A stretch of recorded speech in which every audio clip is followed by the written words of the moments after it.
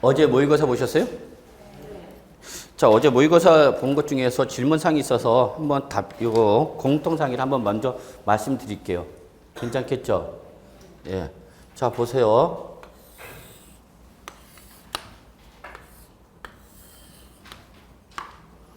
자, 이제 실무 나가면 이런 일이 발생하는 거야. 자, 이제 자꾸 어떤 분은 이제 실무 얘기하지 마라 그러는데 실무 안 할 건가? 자, 상속이 개시가 됐어요, 여러분. 그리고 양도한 거죠. 그럼 양도는 누가 양도한 거예요?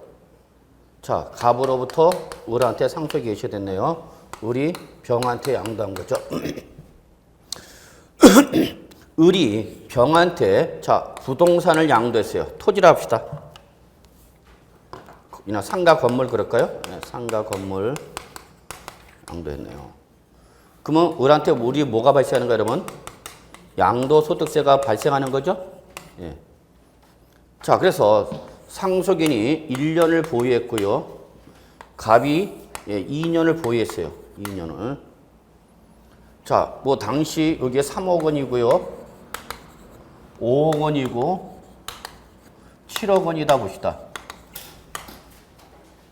그럼 공인중개사는 여러분이 지금 부동산 매매계약서 얼마짜리 양도한가? 7억짜리 매매계약서 쓴 거죠? 네, 그래서 양도한 거예요. 그러면 우리가 상속을 받은 자산을 양도하면 원칙 언제 취득한 걸로 봐라?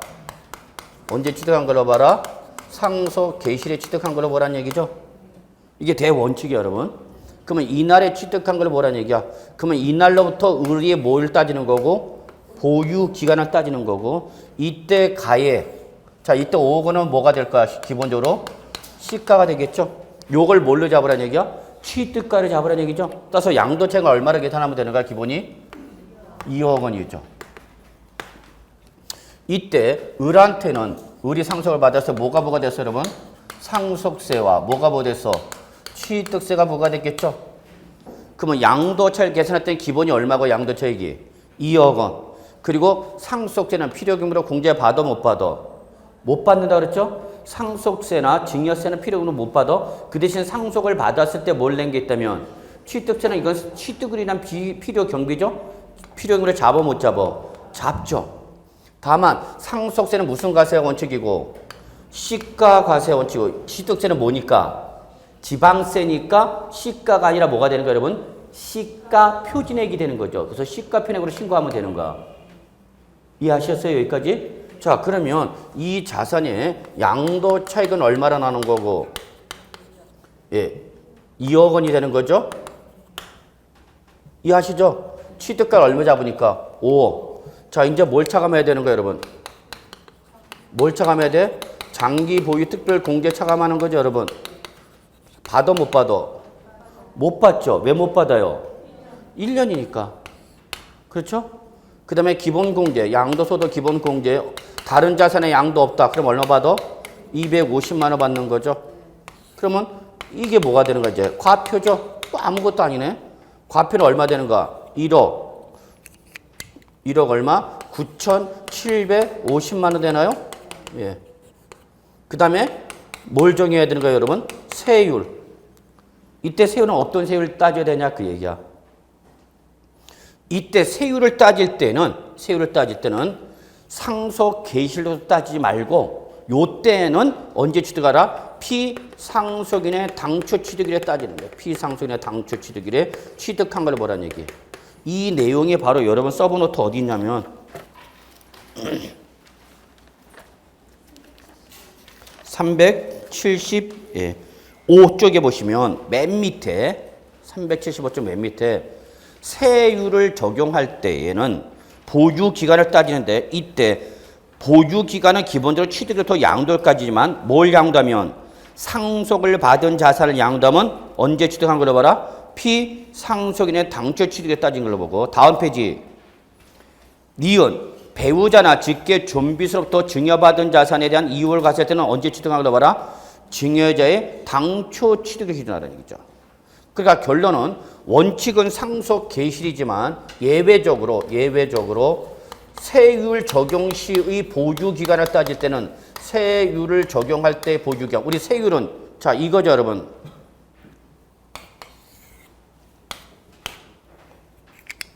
취득을 해서 변곡점이 몇 년이야? 1년과 2년이 변곡점이죠. 변곡점이 나서 뭐가 변하는 상태라는 얘기야. 그러면 이게 부동산이나 부동산에 관한 권리로서 1년 미만이다. 그러면 이때는 몇 프로 때리는 거고? 50%죠. 맞아? 부동산이나 부동산에 관한 권리를 1년 미만 보유하고 양도하면 이때는 몇 프로? 50%죠. 50%. 이거 왜 이래?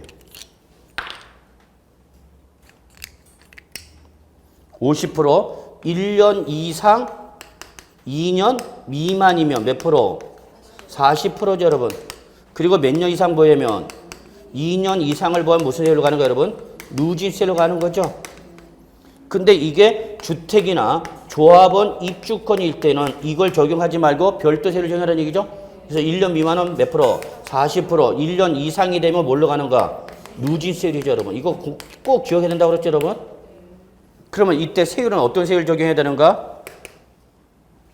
상속 받은 자산 양도했을 때 원칙은 언제지만 상속 개시이지만 뭘 따질 때는 세율을 따질 때 이 보유기간 따질 때는 이날이 아니라 이날로부터 따지라는 얘기야, 여러분. 그래서 세율을 적용할 때는 이 피상속인의 당초 취득으로부터 보유기간을 따지니까 보유기간은 몇 년 되는 거고, 여러분? 3년. 따라서 무슨 세율 적용하는가? 무슨 세율 적용해야 돼요? 누진세율 적용하는 거죠. 이해되시나요? 예. 그 다음에 하나가 더 있죠. 또 뭐 할 때는 가업상속 공제를 받았을 때는 가업상속 공제를 적용받은 자산을 양도를 할 때는 이때는 상속 개실이 아니라 아예 어느 날부터 피상속인의 당초 취득일로부터 따지라는 얘기죠.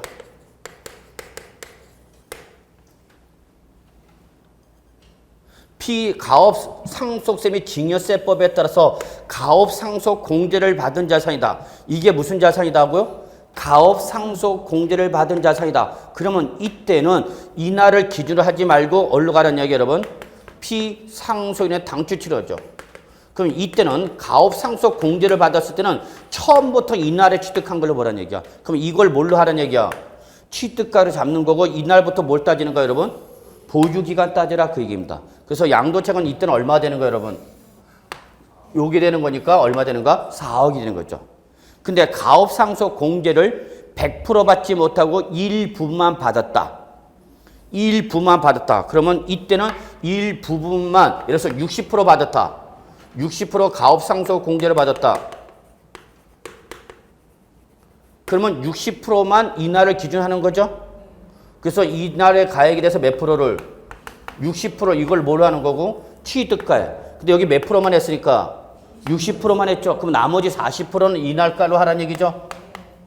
그래서 이 더한 것이 뭐가 되는가? 취득가액이 되는 거죠. 이해되시나요?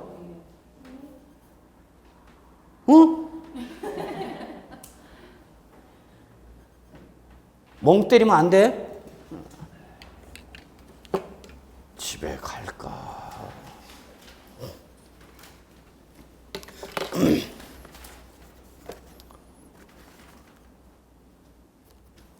자, 좀 정리해 두시고요.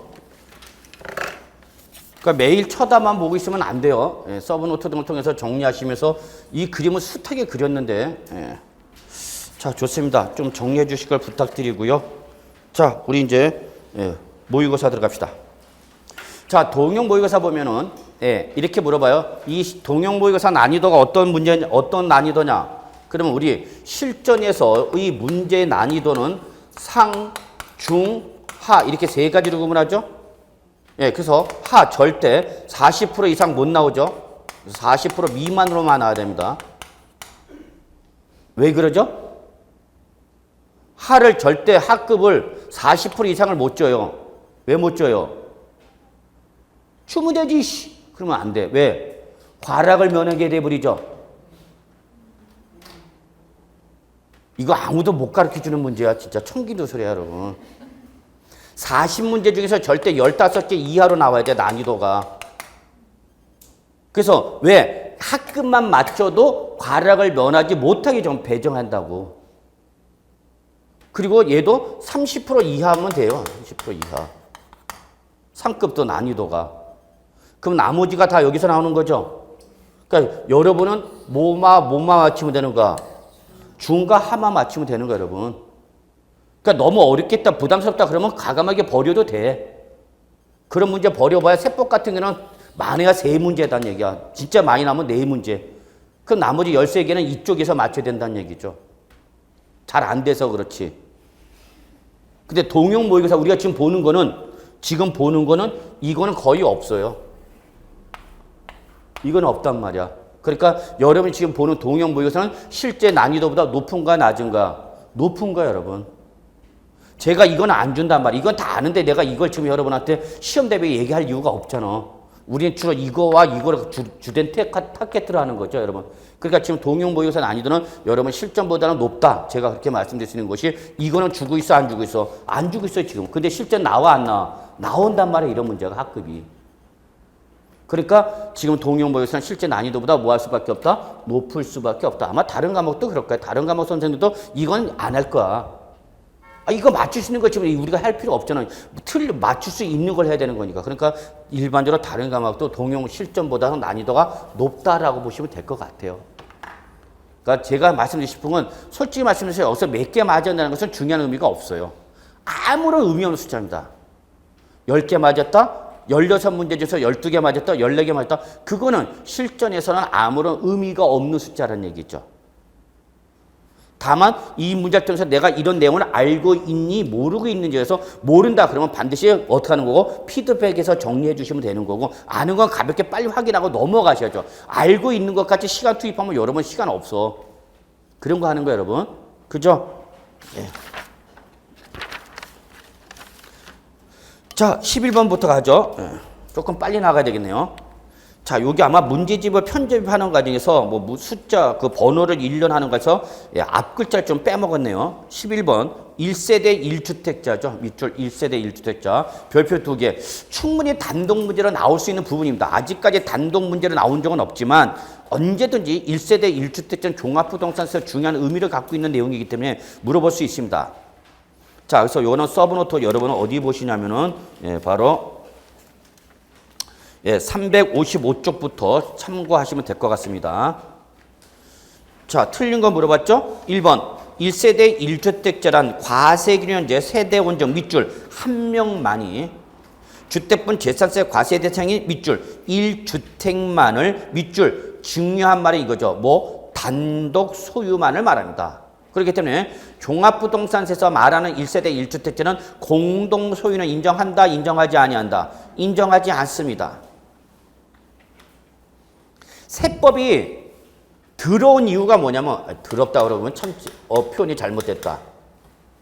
자, 부부 가물이 어려운 게 뭐냐면 자, 갑이 60%, 을이 40%예요.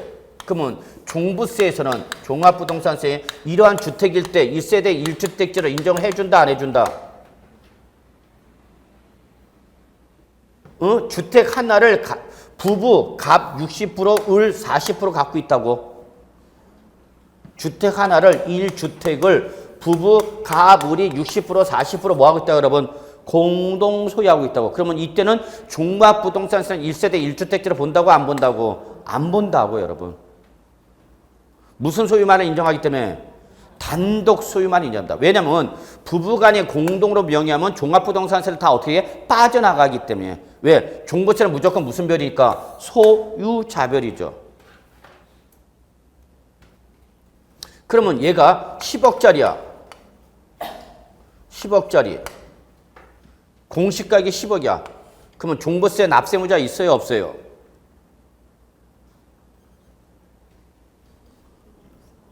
이 공시가격 얼마짜리라고? 10억. 그러면 종합부동산세 납세무자 있어요, 없어요? 없다고. 왜 없어요? 소유자별이니까.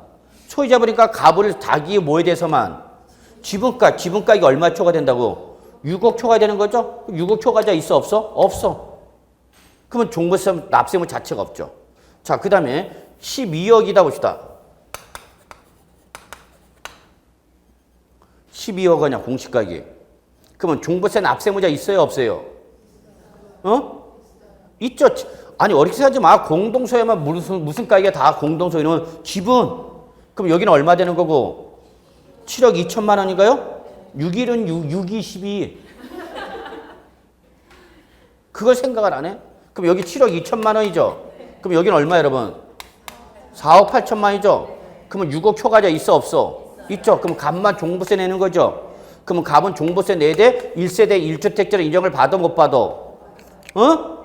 못 받아? 못 받는다고.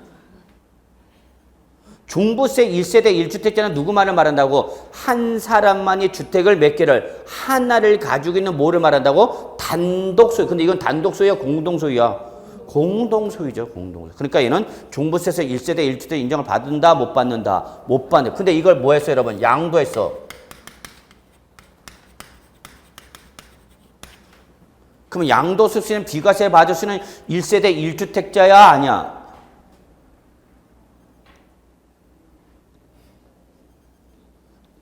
양도소득세에서는 이 주택을 양도했단 말이에요, 여러분. 그럼 1세대 1주택을 봐, 못 봐? 다른 거 없어. 이것만 갖고 있어. 본다고. 양도소득세는 소유자별이 아니라 뭐예요, 여러분? 세대별. 비과세 1세대 1주택자를 판단할 때는 1세대 1주택이라고 그랬죠. 그러니까 여기는 부부는 무조건 무슨 세대니까? 동일 세대죠. 그러니까 이때는 1세대 1주택자다는 얘기죠. 따라서 2년 이상 보유 양도하면 뭘 받을 수 있는가? 비과세 받을 수 있는 거죠. 이래서 세법이 어렵단 말이야. 세법은 각 취득세, 등록매세, 재산세, 종부세, 양도세마다 다 다를 수가 있단 말이야. 그래서 어려워, 세법이. 그리고 여러분 이제 합격해서 실무 나가실 거 아니야. 실무 나가서 멋진 책상 딱 해놓고 명패도 그냥 봉황으로 금봉, 공인중개사 금봉으로 박아버려. 대통령처럼. 무궁화 휘장도 막 박아버려. 씨. 그리고 공인중개사 딱 앉혀놓고 책상에 딱 앉아있는데 봐요, 여러분. 실무 나가서. 고객들은 와서 이런 거 물어본다니까. 그러면 그러면 그때는 여러분 주특기 있잖아. 암만 말 시켜봐라. 내가 대답하나. 버티는 거야. 씨. 공인중개사님 이것 좀 어떻게 되냐. 말 못해요. 내가 1년을 버틴 사람이야. 씨. 학원에서. 그럼 여러분 책상 앞에 앉아 있겠냐고, 무서워서. 고객이 올 때마다 고객이 뭐 물어보려고 그러는데 그럼 뭐를요? 세금이요. 그러면 이제 가는 거죠. 그러니까 조금 우리 시험에 합격하는 것도 중요하지만 이양 세법 공부하실 때 이거는 내가 앞으로 나가서 써먹을 거다라고 좀 생각하셔갖고 조금 애정과 사랑과 관심을 가져주시고 조금만 시간 투입해 주시면, 그 6과목 중에서 가장 의리가 있는 과목은 세법입니다. 세법은 공부를 하며 한 만큼 그래도 점수가 나오는 과목이 세법이야. 그죠? 그죠? 민계공 안만 해봐라, 씨. 나쁜 놈들이야, 그놈들은. 한 만큼 점수가 나와, 안 나와? 안 나와요, 잘. 세법은 하면 한 만큼 나옵니다, 분명히. 예, 그래서 여러분 항상 세법은 여러분이 노력하신 만큼 응답이 있을 겁니다. 응답 있는 과목은 세법이에요. 갑시다. 2번 법령에서 정하고 있는 합산 배제 신고를 한 밑줄 임대주택 그리고 무슨 주택? 문화재 주택은 얘들은 종합부동산세 과세 대상에 포함이야 제외야? 제외죠. 그럴 뿐만 아니라 1세대 1주택자냐 아니냐 뭘 따질 때? 주택수를 따질 때는 주택수에서 포함하라 제외하라? 제외하라 그랬죠. 제외하라. 그러니까 이 두 가지 임대주택과 문화재 주택은 종부세 과세 대상에서도 어떻게 되고 제외될 뿐만 아니라 1세대 1주택자 여부를 판단할 때도 포함하라 제외하라? 제외하라는 얘기야. 그러면 자, 저는 여러분 임대사업자예요. 임대사업자 갑이인데 갑이 임대주택법상 임대주택으로서 사업자 등록이 된 임대주택 5채가 있고 문화재 주택 하나가 있고 본인이 거주하고 있는 주택 하나가 있어요, 여러분. 자, 임대사업자가 여러분한테 와서 물어봐. 공인중개사님, 제가 임대사업자에서 5채, 문화재주택 1채, 거주주택 1채 있습니다. 저 종합부동산세에 제가 과세 대상이 되는 게 있습니까? 없습니까? 물어보는 거죠.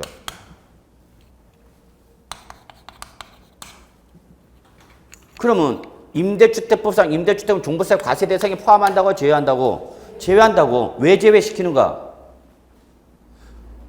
아니 이 사람 주택이 많으면 얘한테 더 때려야 될 거 아니야. 종부세 더 때려야 되는데 왜 안 때리냐 그 얘기야. 왜 안 때려? 주택을 임대하니까 이걸 임대사업자한테 종부세 때리면 그 부과된 종부세가 누구한테? 결국 누구한테 넘어가? 임차인한테 전가되는 거죠. 임차인한테 전가되는 거죠. 그러니까 임대인한테 때리지 않겠다죠. 근데 이게 또 무슨 주택이 돼? 종부세 과세하겠다고 안 했다고? 안 해. 그럼 뭐 하고 있는 주택만? 거주 얘만 과세하는 거죠. 그럼 이때 이 값을 임대사업자지만 1세대 1주택자로 인정을 받느냐 못 받느냐 그 얘기예요, 여러분. 그러면 얘들은 종부세 과세 대상에서도 뭐하지만 제외하지만 1세대 1주택자나 주택수를 따질 때 여러분 책 서브노트 355쪽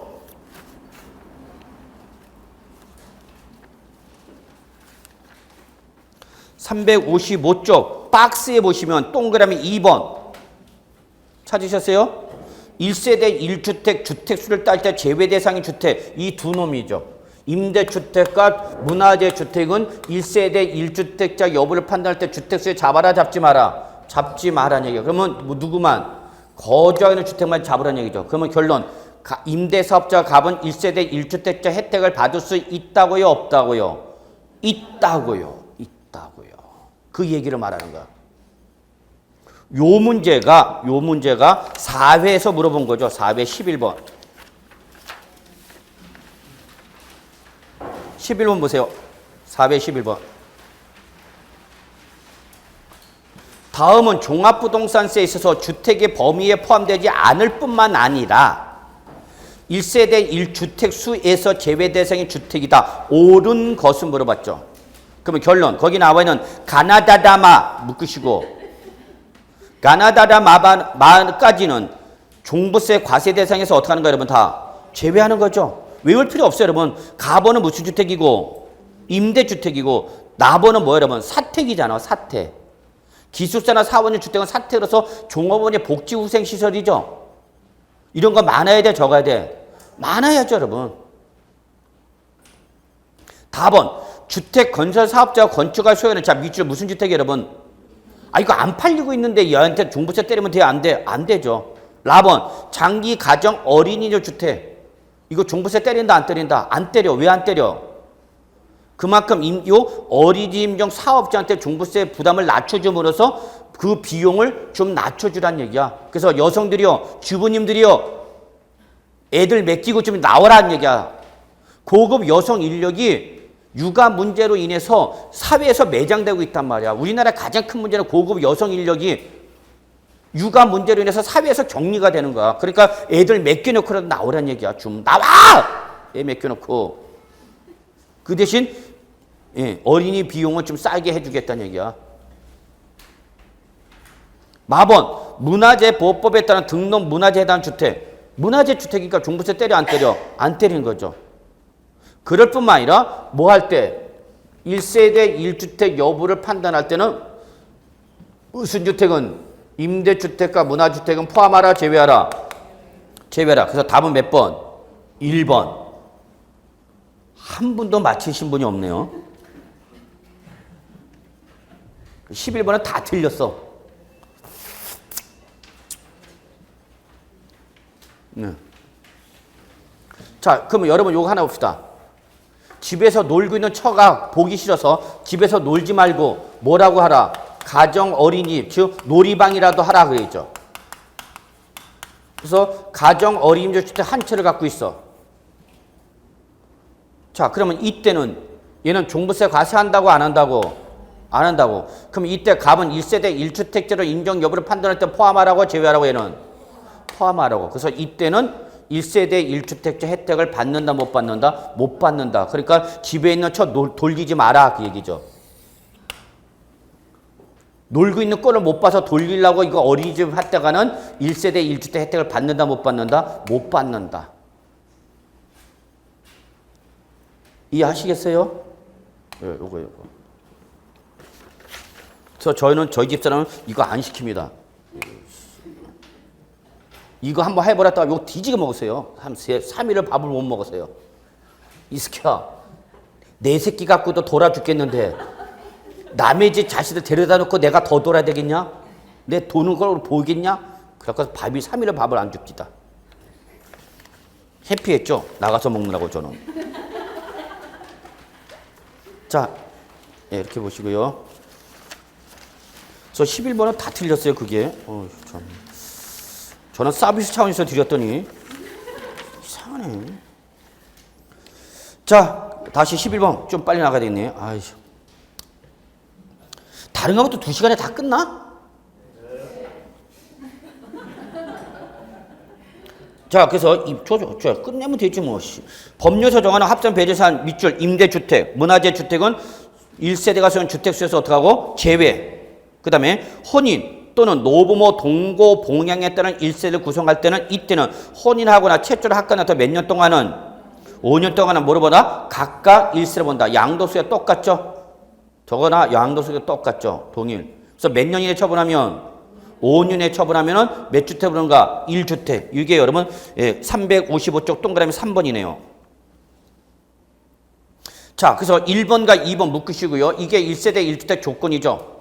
그러면 3번, 4번, 5번 묶으시고요. 이자들이 1세대 1주택의 특례 규정이죠.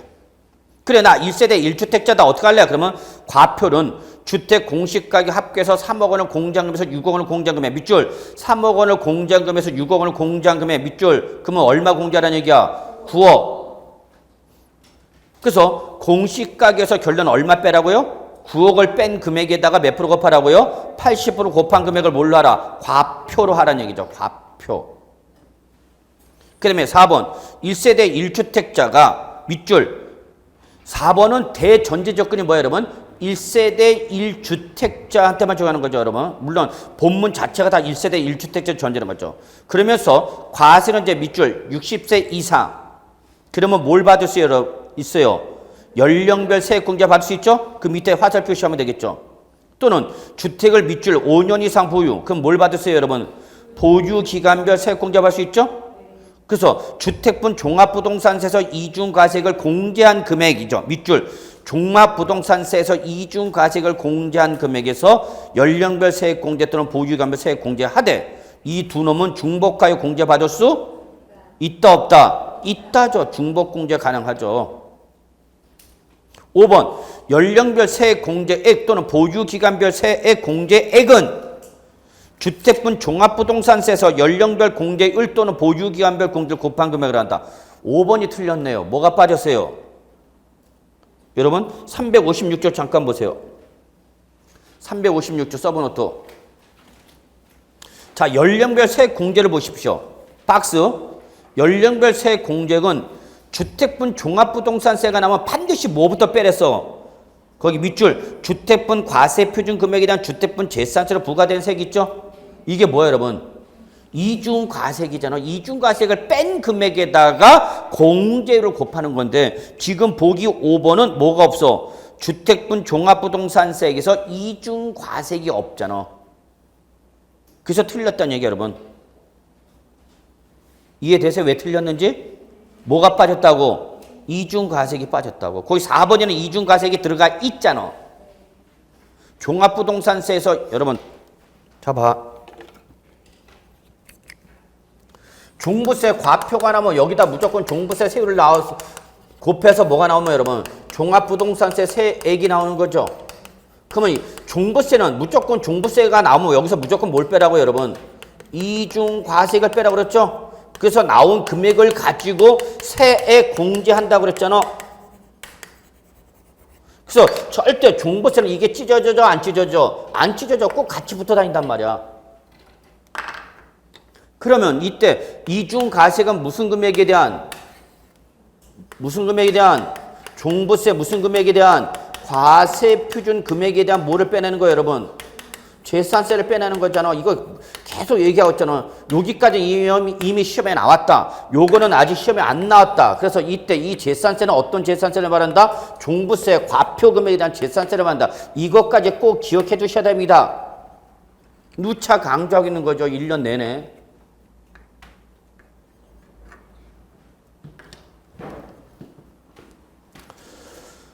자, 12번. 다음과 같은 아파트의 부담부 증여가 발생하였다. 이에 관한 설명 중 틀린 것은, 자, 여기부터 양도소득세네요. 여러분 서브노트 어디 보시면 돼요? 예, 바로 363쪽 보시면 되죠. 별표 3개 12번. 특히 올해 개정됐다고 그랬죠, 여러분? 자, 증여 당시 상속세 및 증여세법상 평가액이 얼마 나왔고, 시가 5억 원, 가로 열고 공동주택가격이 얼마? 4억. 그럼 여기서 공동주택가격은 뭐를 말하는 거예요, 여러분? 기준시가라고 그랬잖아. 아, 이게 이렇게 연결이 잘 안 되네요, 여러분.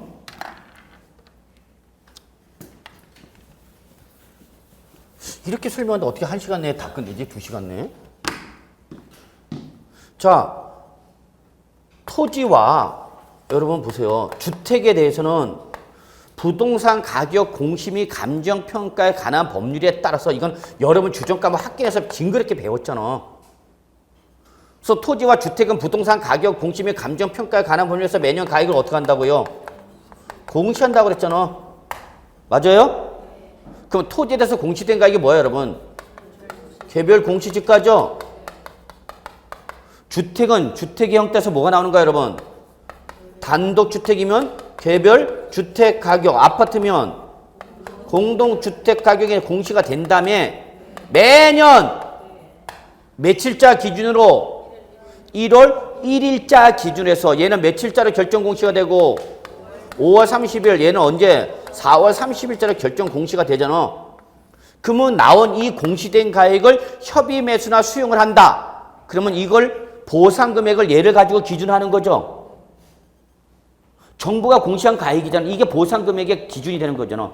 감정평가할 때 얘가 기준이 되는 거죠. 그 다음에 얘를 뭘 과세할 때는 지방세로 과세할 때는 이 가액이 뭐가 되는 거고 시가 표준액이 되는 거고 양도소득세나 상속세, 증여세 등 국세를 과세할 때는 얘가 뭐가 되는 거예요, 여러분? 기준시가가 된다고.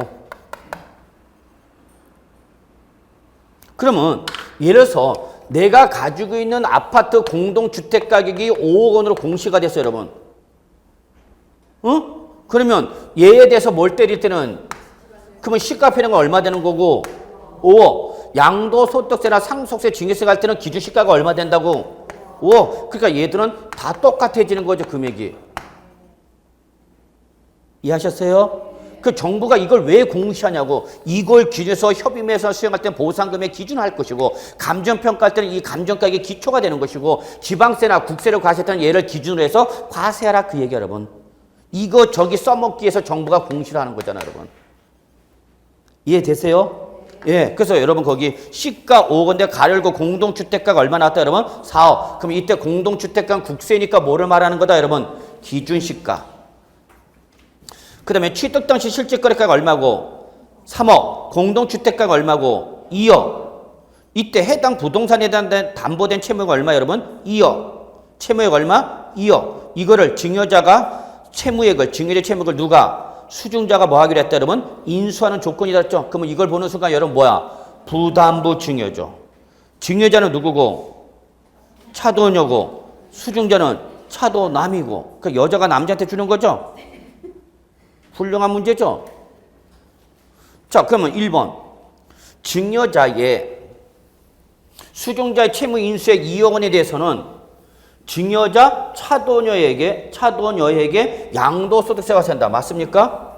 맞죠? 여러분, 부담부 증여가 나오면 제일 먼저 해야 할 일은 뭐냐? 자, 증여했죠? 갑이 을한테. 증여 당시 가액이 시가는 얼마 나왔어요? 5억. 기준시가는 얼마 제시가 됐어? 4억. 그러면 증여세는 기본 뭘로 과세하는가? 시가 과세죠, 기본이. 증여세, 상속세, 증여세는 무슨 과세다고? 시가과세. 제가 1년 내내 외쳐야 되잖아. 상속과 증여는 기본적으로 무슨 과세를 원칙을 한다? 시가과세를 원칙을 한다 그랬잖아. 이걸 갑이 을한테 뭐 하는가? 증여하는 거죠. 그러면 얼마 돼서? 5억 원 전체 돼서 뭐가 뭐 되는가? 증여세가 때리는 거죠? 그리고 증여세에 대해서 뭘 내야 돼, 여러분? 취득세 되는 거죠. 그래서 취득세 항상 무슨 과세다고? 시가 표준액이 되는 거죠. 시가 표준액. 증여세는 무슨 과세다고요? 시가 과세. 그래서 시가가 나오면 시가로 과세하는 거고 시가가 없으면 어디로 가는가? 보충적 평가 방법으로 여기까지 가는 거죠. 지금 시가가 나왔으니까 무슨 과세 해야 돼? 시가 과세. 근데 여기 문제는 뭐야? 이 증여할 때 채무액이 얼마였대? 얼마였대요? 2억. 그러면 5억짜리 주면서 얼마 또 하는 긴가? 2억. 그럼 이거는 앞으로 누가 수중자 을이 갚아야 뭐야? 빚이잖아. 이걸 왜 어렵게 생각하는지. 5억짜리 주면서 2억 빚을 또 안 왔다고. 그러면 이거는 무상이야, 유상이야? 이게 왜 유상인지 무상인지 헷갈리는 분이 헷갈린대요. 난 정말 그분이 헷갈려 죽겠어. 아니 남의 빚을 또 안 온 거 아니야? 얼마짜리 받으면서 5억짜리 받으면서. 그럼 이거 앞으로 갚아야 할 빚이잖아. 그럼 대가 관계가 있어 없어? 있죠. 그냥 유상이 아니야. 그럼 요거는 누구한테? 수중자, 증여자 누구한테? 차돈이한테 몰려 때리겠다고 여러분. 양도소득세. 그러면 물어야죠. 야 미쳤냐? 을, 너 왜 남의 빚을 또 안 왔니? 또 안 와도 얘가 미쳤어? 을이 미쳤어 안 미쳤어? 안 미쳤지. 이해가 안 되면 여러분이 저한테 줘보세요. 여러분이 갖고 있는 아파트에 대출금 껴있다. 그걸 저한테 증여해보라고. 내가 2억 빚 갚아줄 테니까. 왜 빚을 또 안 왔어? 전체가액 얼마 중에서 5억 중에서 얼마 빼도 2억을 빼도 얼마 남는가? 3억. 이게 순수한 무슨 양도 여러분? 무상이잖아 여러분. 이것 때문에 받은 거죠? 그죠? 그럼 요거는 누구한테?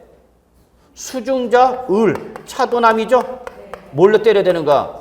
증여세 때리는 거죠 여러분. 이거잖아. 이때 전체가의 55억 원 중에서 채무액이 차지한 비중은 몇 프로야? 유상 비율은 40%. 그러니까 전체 5억 중에서 40%는 2억 원은 무슨 양도고? 유상이고 나머지 전체가 5억 중에서 유상가액 40%를 뺀 나머지 몇 프로? 60%는 무슨 양도고? 무상이죠 여러분. 그래서 결론 부담부 증여가 나오면 특징은 뭐다?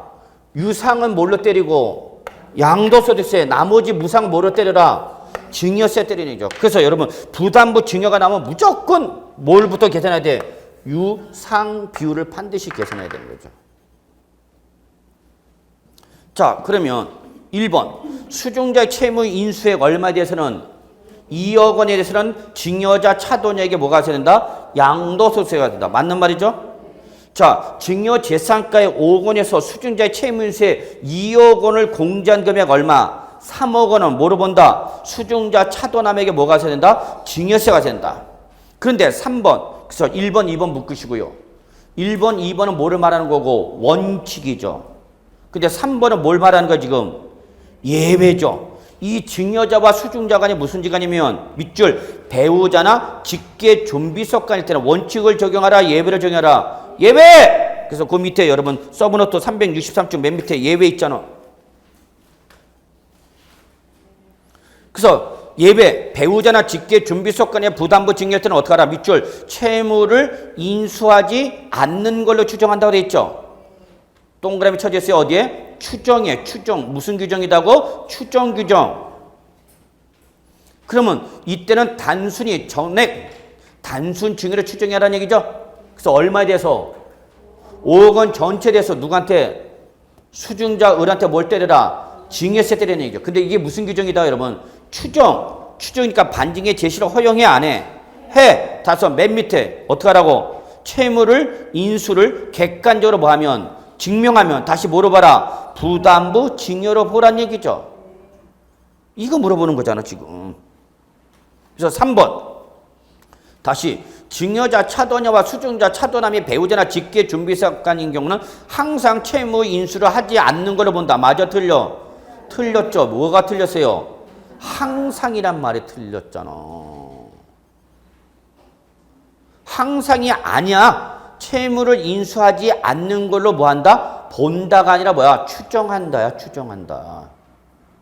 그래서 항상이란 말이 나올 수가 없어. 그래서 비록 배우자나 직계 준비소까지 있는 원칙 채무를 인수하지 않는 걸로 추정하되 채무 인수를 뭐하면 증명하면 다시 부담부 증여를 인정해준다 안 해준다? 해준다. 그래서 강남 아줌마들이 증여를 하되 무슨 증여하는가? 부담부 증여하는 거죠. 뭐만 하면 되니까 증명만 하면 되니까 그 증명 수준에서 은행 가서 뭘 받는가? 대출 받아서 그걸 앵겨버리는 거잖아.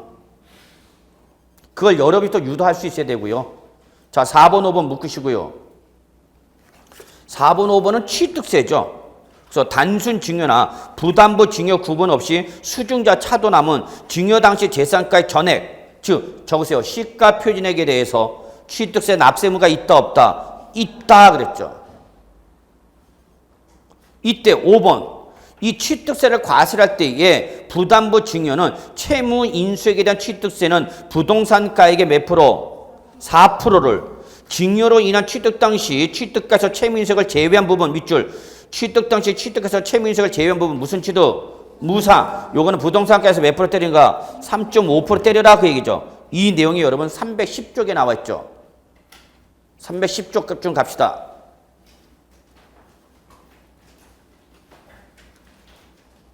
310쪽 동그라미 4번과 동그라미 5번 중에서 바로 동그라미 5번이죠. 동그라미 4번과 동그라미 5번이 작년 신설된 규정이고요. 작년 신설되자마자 그대로 시험에 나왔습니다. 그랬죠.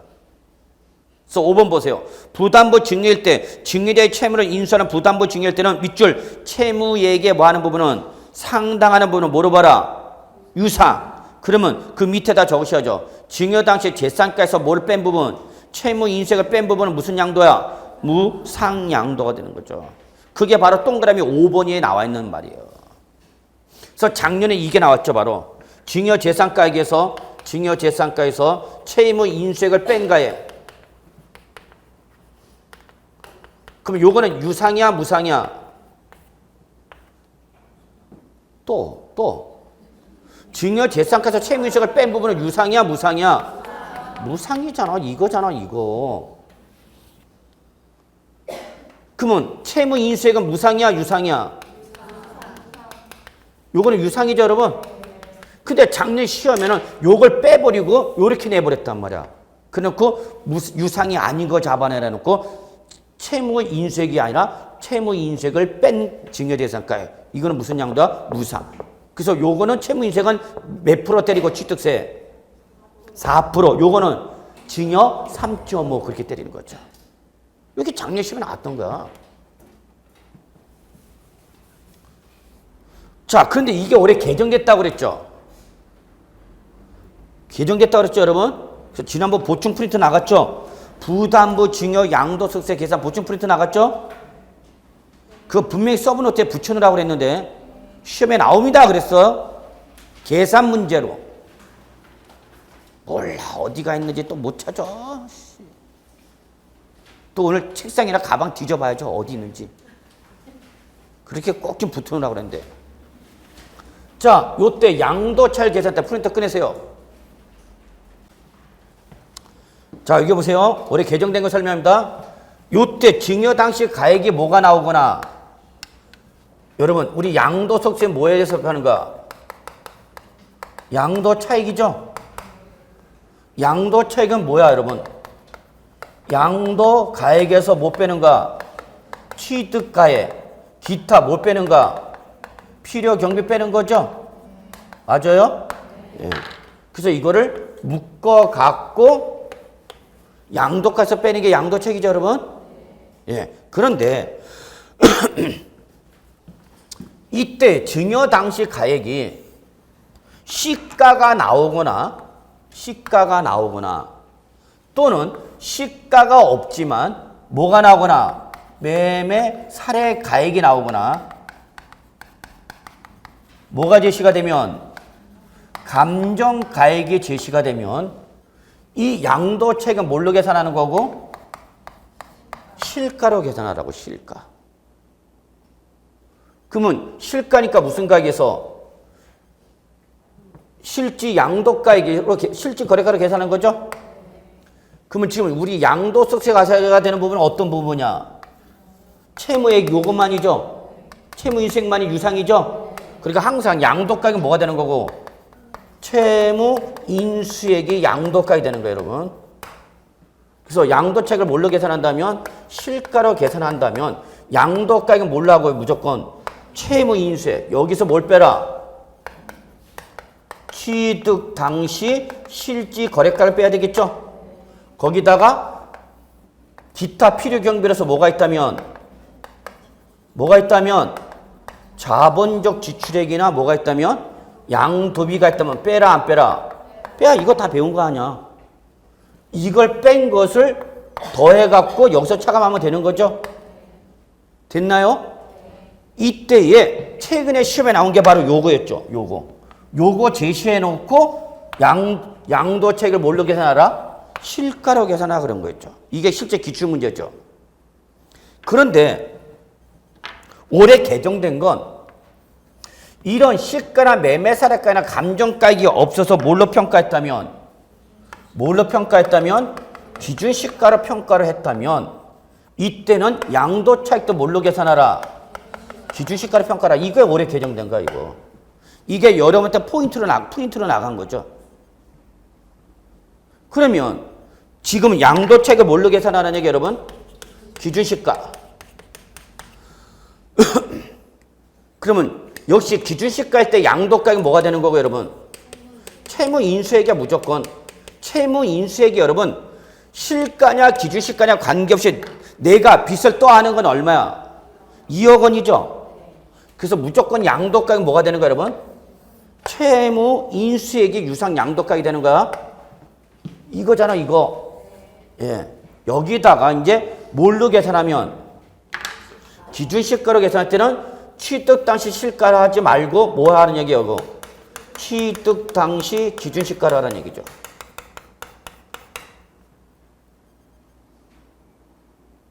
그러면 요 자본적 지출액이나 양도비가 있다 하더라도 뭘로 계산하면 기준시가라면 얘를 공제받을 수 있어 없어? 없죠. 없기 때문에 요거에 대응돼서 공제를 해주겠다는 게 바로 뭐예요 여러분? 그렇죠. 이게 필요경비 계산 공제기죠.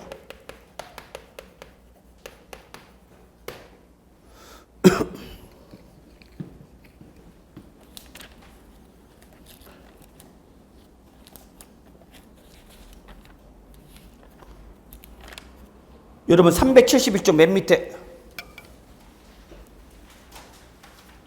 371조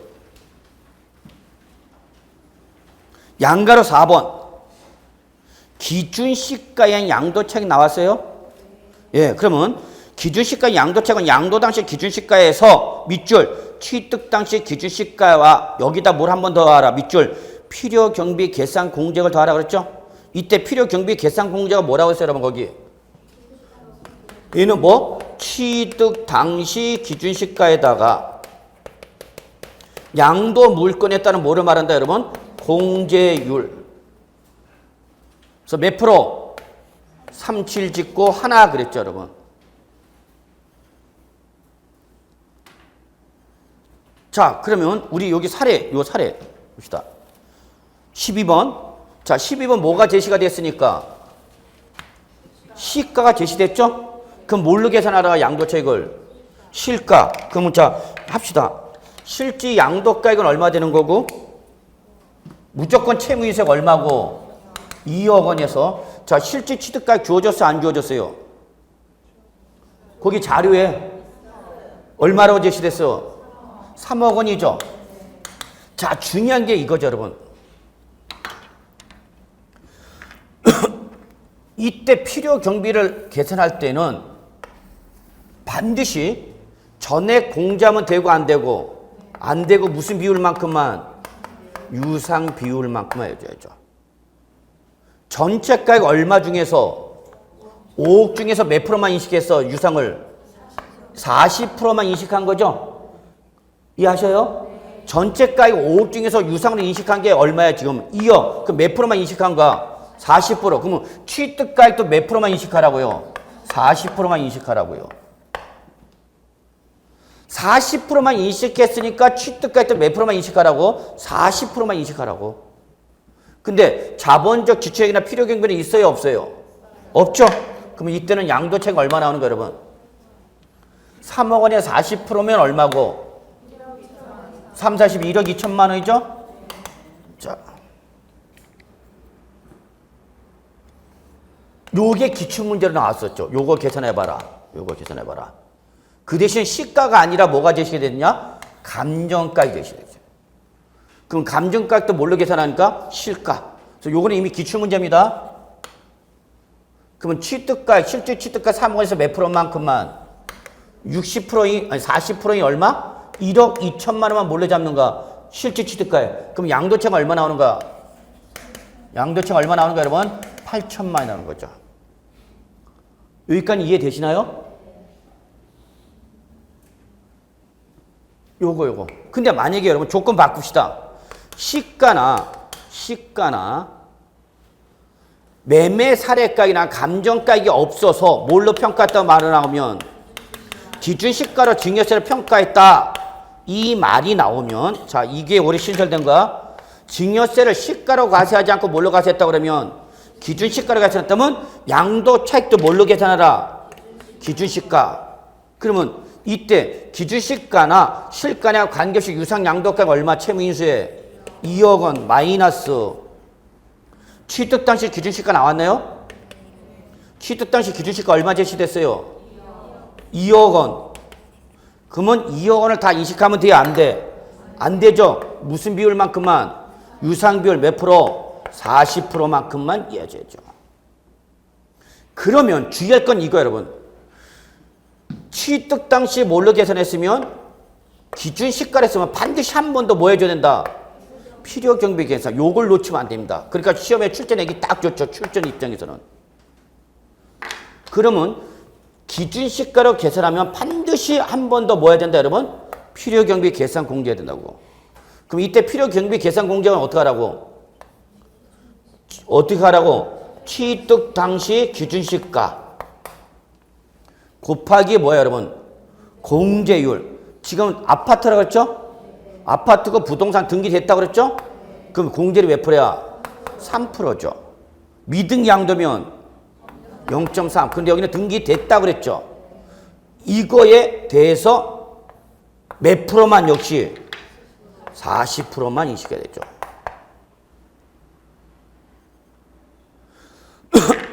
그래서 여러분 취득 당시 뭘로 계산하면 기준시가로 계산하면 반드시 한 번 더 뭐 해야 된다?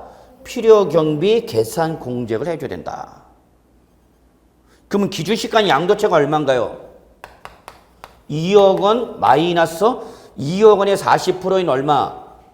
8천만 원인가요? 맞죠? 마이너스 2억 원의 3%니까 얼마 여러분? 2, 3은 6, 600만 원에 몇 프로? 40%. 600원에 40%는 얼마? 240만 원 빼는 거죠. 그러면 기준시가 양도차가 얼마 여러분?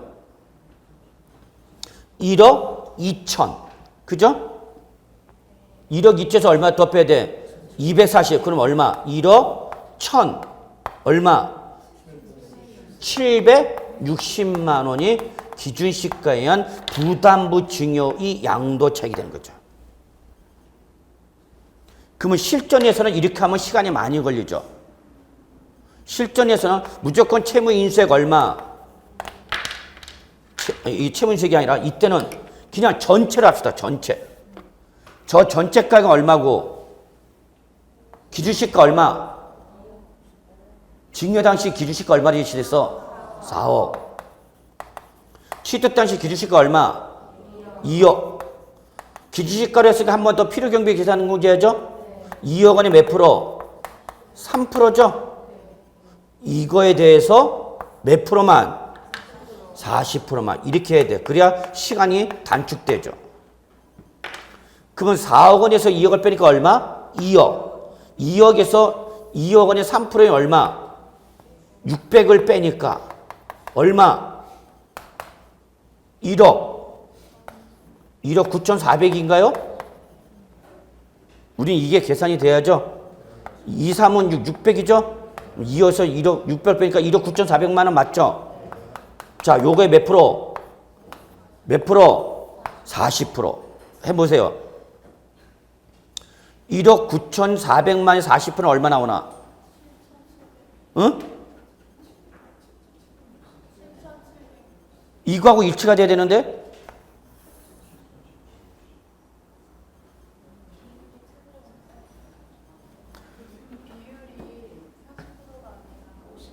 아, 맞다. 그거 안 했다. 아, 내가 이래서 시험에 떨어졌어요. 예. 지금 얼마로 평가했으니까? 4억으로 평가했죠? 그러니까 유상비율은 4억 원에서 얼마야? 2억 원. 그럼 몇 프로가 되는 거야, 여러분? 50%. 아, 왜 이러냐. 죄송합니다. 제가 왜 시험 7번 봤는지 아시겠죠? 제가 이래요. 가끔 가다가.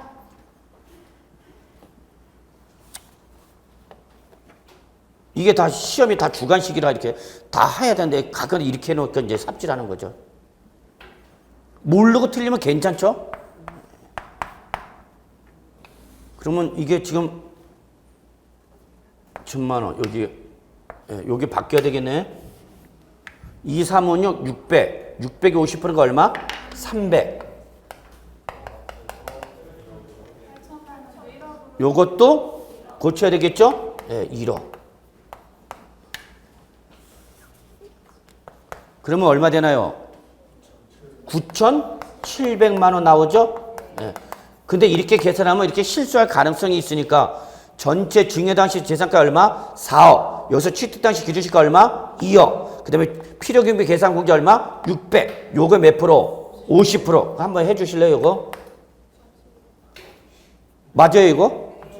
이때 맞아져요? 예. 이렇게 좀, 요거 꼭 좀 정리해 바랍니다. 그래서 결론 낼게요, 여러분. 이미 실가는 시험에 나왔다, 안 나왔다? 나왔어요, 실가는. 그럼 만약에 올해 낸다면 뭘 낸다, 여러분? 기준시가. 그래서 이때는 기준시가로 할 때는 증여 당시 기준시가에서 채무 인수액이 차지하는 비율만큼. 이게 무슨 비율이 되는 거고, 여러분? 유상 비율이죠. 아까는 여기가 뭐였어요, 여러분? 시가였죠. 실가할 때 여기 시가였죠. 근데 지금은 기준시가라는 얘기죠. 그래서 제가 지금 이걸 기준시가로 하면서 이걸 안 바꿨네, 유상 비율을. 한번 좀 정리하시고요. 자, 마무리하겠습니다. 자, 13번 가죠. 시간은 엄청 걸리네. 자, 빨리빨리 확인만 할게요. 13번부터는. 다음은 양도소득세 비과세 대상이 1세대 1주택에 관한 설명이다. 틀린 것은? 자, 요거는 뭐 여러분, 비과세. 365쪽부터죠. 자, 1번. 1세대 1주택이라면 거주자, 배우자, 그리고 동일한 주소 거처 생계를 같이 하는 가족과 함께 구성하는 밑줄 1세대가 양도현재 국내 1주택 밑줄 하나 보유한 것으로 밑줄 주택의 보유기간이 몇 년 이상이다, 여러분? 2년 이상. 2번. 1세대 1주택을 2년 보유하고 양도한 자가 밑줄 매매 계약서의 거래가액을 실지 거래가액과 뭐하게 다르게 적은 경우. 이거 무슨 신고, 여러분? 허위 신고. 비과세 해준다, 안 해준다? 안 해준다. 그래서 비과세를 적용받을 수 없다. 이때 비과세를 적용받지 않는 금액은 364조. 364조. 맨 밑에 동그라미 몇 번? 3번. 찾으셨어요? 예, 그래서 비과세 규정을 적용하지 않았을 경우에 산출세가 매매 계약서의 거래가액과 실질 거래가 차이 둘 중에 어떤 금액을 뺀다? 적은 금액을 뺀다. 요게 기출 문제죠. 3번. 다시 1주택의 보유 여부는 양도 당시 국내 한 개 주택을 보유하고 있는 것은 충분하며 보유기간 동안 다른 주택을 소유한 사실이 없어야 하는 것은 아니다. 몇 프로? 아니, 몇 프로 된다. 유상비율에 지금 쇼크를 받았고, 제가. 요거는 대법원 판례, 대판. 4번 국내 1주택에서는 1세대가 법정 요건을 갖추어 밑줄 장기 저당 담보로 제공된 주택을 양도했다. 그때는 밑줄 뭐를 묻지 않고 보유 기간을 묻지 않고 비과세를 적용받을 수 있다. 맞아 틀려? 틀렸네요. 장기 저당 담보 제공 주택을 양도할 때는 여러분 368조 맨 밑에 뭐의 제한을 받지 않는다? 거주 기간의 제한을 받지 않습니다. 놓치지 마십시오. 보유 기간이 아니라 뭐야 여러분? 장기 저당 담보 제공 주택 때는 거주 기간이에요. 거주 기간. 그러니까 2년 이상 보유해야 돼요? 안 해야 돼요? 해야 돼. 비과세를 받으려면 2년 이상은 보유해야 됩니다. 5번 상속받은 주택으로서 상속인과 피상속인의 밑줄 무슨 세대면 상속 개시 동일 세대인 경우는 그때는 상속 개시 전 상속인과 피상속인의 동일 세대로서 보유한 경우는 어떻게 하라 여러분? 통산 밑줄 동일 세대로서 보유한 경우는 통산하라. 그래서 2년 이상을 보유했느냐를 물어라 그 얘기입니다. 14번 다음은 다짜가 빠졌네. 다음은 양도소득세 장기보유 특별 공제하는 사람입니다. 옳지 않은 것은 별표 3개죠. 네. 특히 올해 장기보유 특별 공제 서브노트 372조 뭘 잘 보라고 했죠 여러분? 조합원 입주권 잘 보라고 했죠. 자 1번 3년 이상 보유하고 등기된 부동산을 양도한 경우 장기보유 특별 공제는 양도 차익에다가 보유 기간별 공제를 곱해 계산한 금액을 양도 차익에서 차감한다. 밑줄 어디서 차감하라고요? 장기보유 특별공제는 양도 차익이죠. 이걸 출전에 바꾸죠. 양도소득 금액 이렇게 말을 바꾸면 잡아내야 돼. 차장금기 과세산. 2번 미등기 양도자산과 비사업용 토지는 적용된 세에서 제외. 그러나 1세대 2주택자는 공제 적용 대상이죠. 여기서 내년에 개정됩니다. 그래서 지금 저는 내년도 책을 좀 쓰고 있는데 이것도 여기서 또 바뀌네요. 근데 몰라요. 국회에서 통과될지 안 될지는. 자 3번 어쨌거나 중요한 건 3번 조합원 입주권 양도됩니다. 그러면 장기보유 특별공제 받을 수 있어 없어? 있죠. 단 조건은 뭐야? 조합원으로부터 취득한 것은 뭐야? 제외. 즉 누구만? 원조합원만. 이때 중요한 건 이거예요 여러분. 밑줄 관리처분계획 인가 전 양도차익으로 한정한다는 거 절대 놓치지 마시기 바랍니다. 그래서 3번을 여러분 5번과 연결시키기 바랍니다. 그래서 조합원 입주권을 양도할 때 보유하는 관련 법령에 따른 관리처분계획 인가부터 양도일까지 기간이다. 맞아 틀려? 틀렸죠. 언제부터야? 기존 주택을 취득한 날부터 관리처분계획 인가일까지 기간이죠. 이거 절대 놓치지 마시기 바랍니다. 자 4번 양도소득세 비과세 대상에서 제외되는 밑줄 고가주택이죠. 자 고가주택은 비과세 요건을 충족했을 때만 의미가 있다고 그랬죠. 근데 비과세 요건 충족했더라도 고가주택은 비과세 해줘 안 해줘? 안 해주죠. 그리고 과세가 된대. 이때 과세가 될 때의 양도차익과 장기보유 특별공제는 무슨 계산? 안분 계산 놓치면 안 된다 그랬죠. 그래서 9억 원을 초과하는 양도가액이 당 양도가서 차지하는 비율만큼만. 그렇죠. 15번 다음은 양도소득세 세율에 관한 설명 중 옳지 않은 것은 단 부동산 및 부동산에 관한 권리에서 주택 및 조합원 입주권을 어떻게 한다? 제외한다. 서브노트 여러분 374조. 1번 미등기 양도자산 몇 프로 여러분? 70%. 2번 1년 이상 2년 미만 보유한 1년 이상 2년 미만 보유한 부동산은 몇 프로야? 40%죠. 예. 3번 1년 미만 보유한 주택가 조합원 입주권 1년 미만 보유한 주택가 조합원 입주권이니까 몇 프로예요 여러분? 40%가 돼야 되는 거죠. 근데 몇 프로 나왔어요? 50%. 그래서 틀렸네요. 자 4번 1년 이상 보유한 주택가 조합원 입주권. 자 1년 이상 보유한 주택가 조합원 입주권은 무슨 세율이에요 여러분? 누진세율. 자 3번 4번 묶으시고요. 작년 개정된 규정이죠. 자 3번 4번 묶으시고요. 2014년 작년 개정상인데 이거 직접 또 시험에 안 나왔네요. 즉 다른 말로 나올 수 있다는 얘기죠. 자, 5번 골프 회원권 밑줄. 이게 무슨 자산이에요, 여러분? 무슨 자산이야? 기타 자산이고, 기타 자산은 묻지 마. 무조건 뭐야? 누진세율이죠. 그래서 거기 보유기간에 상관없이란 말이 나왔죠. 자, 16번 양도소득세 신고 납부에 관한 설명이 틀린 것은?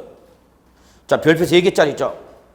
1번 관련 법률에 의한 토지 거래 계약 허가 구역 안에 토지를 양도하면서 밑줄 허가를 받은 후 대금 청산. 조건 보셔야 되죠. 허가 전이야 허가 후야? 허가 후죠. 그럼 그때는 허가일이 속하는 달의 말일부터 2월이 아니라 양도일이 속하는 달이죠. 그러니까 여러분 이거는 반드시 뭘 봐야 돼? 허가 전이 나왔는지 허가 후가 나왔는지를 보셔갖고 허가 전 대금을 청산했다. 그러면 대금 청산일 유효 무효? 허가 전 대금 청산했대. 그러면 이날 유효 무효?